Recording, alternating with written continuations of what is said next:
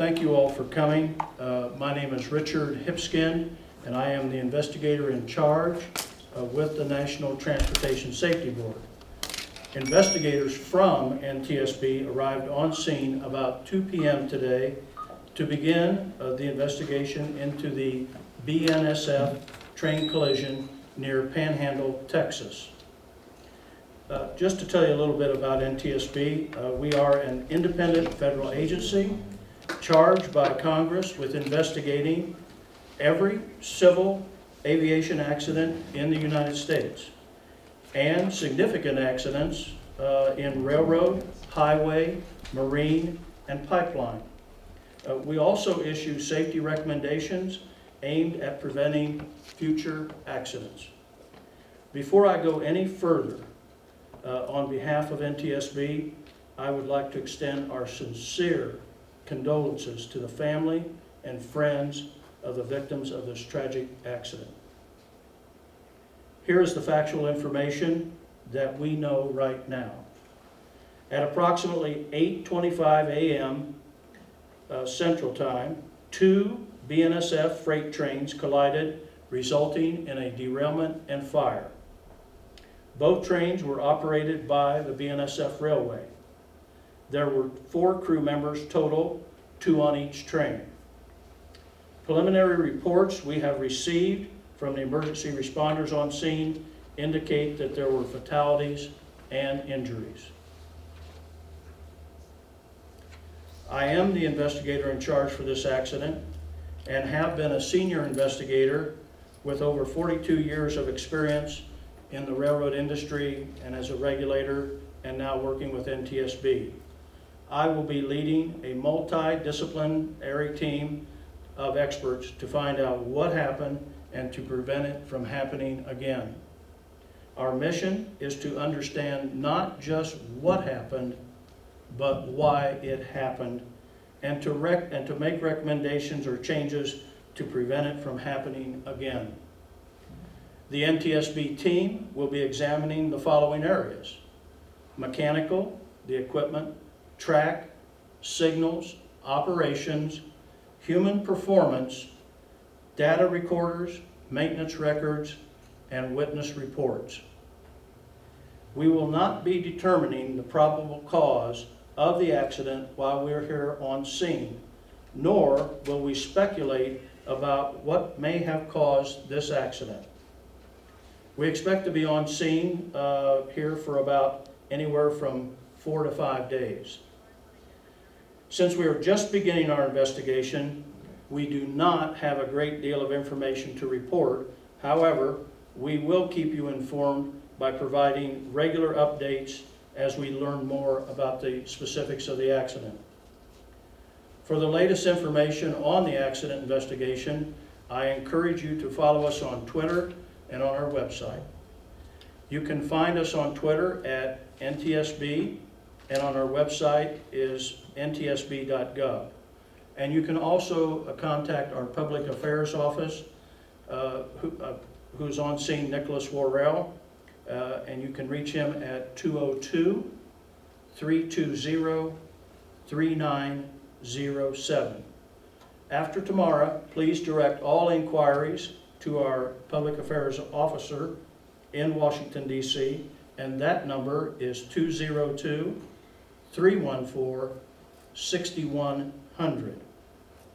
And today, also accompanying the team are members of NTSB's Public Affairs Office. Now, I know you have some questions. I'll try to do my best to answer them, but please understand, we've literally only been on the ground here 8 or 9 hours. So with that, I will take a few questions.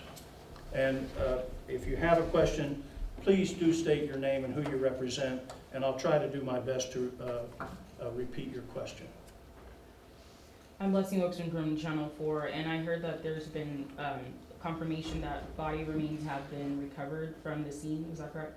That is correct. And I suspect the way that that's being handled is we're taking some of those remains and we'll probably pass them along to the coroner for some autopsy or something. And it was the remains of the 3 employees, correct? I can confirm that we have the remains of 2, and I think we have an ongoing search recovery for the 3rd. Kayla Combo with ABC 7 News. When can we expect the names of those individuals to be released? Possibly tomorrow or the next day. There's some sensitivity and privacy issues with that, as you can well understand. Shannon Smith, KFDA News Channel 10. Do we have any idea how many cargo cars were involved and how much money was lost in this crash? No monetary figures, and a while ago I did do a briefing with some of our investigators and BNSF. I think it's fair to say we're trying to come up with some more concrete numbers. Aaron Davis, Amarillo Globe News. Do we know how long the cleanup is going to take and when the lines will be open again? A very good question. It's going to be more than a day. And I expect them to be working 24 hours a day out there, maybe something by Thursday, maybe even late Thursday. But I've seen these things sometimes go rather quickly, so let's just wait and see. Do we know how far the trains are backed up? I do not know. I haven't got down to that kind of detail yet. Sometimes they elect to do some detours, and that takes some pressure. But this is a very busy intermodal route. And if I forgot to say earlier, both of these trains were intermodal trains, okay?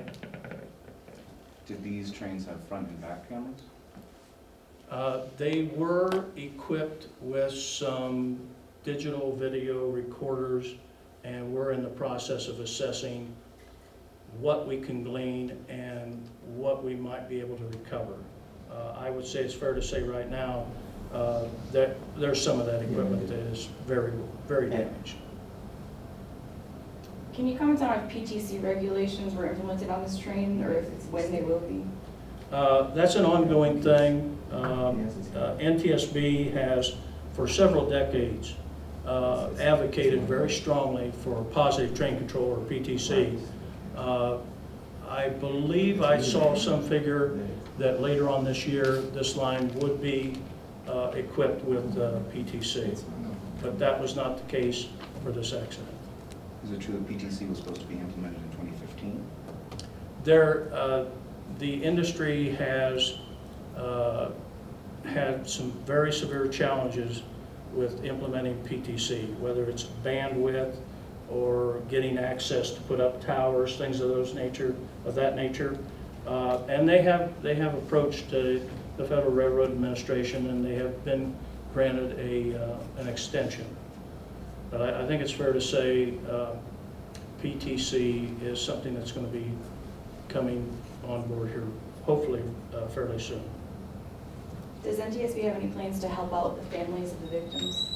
Yes, I've reached out to our Washington office, and I can't tell you the specifics of what the outreach has been, but we've recognized that and made that request. We'll take one more question, please. Going forward, how are you guys going to continue the recovery mission for that one individual? Very carefully. And some of the challenges earlier today were some strong winds, and there was still some fuel for the fire, and occasionally when they were carefully lifting things, it was exposing some of that fuel to burst into flames.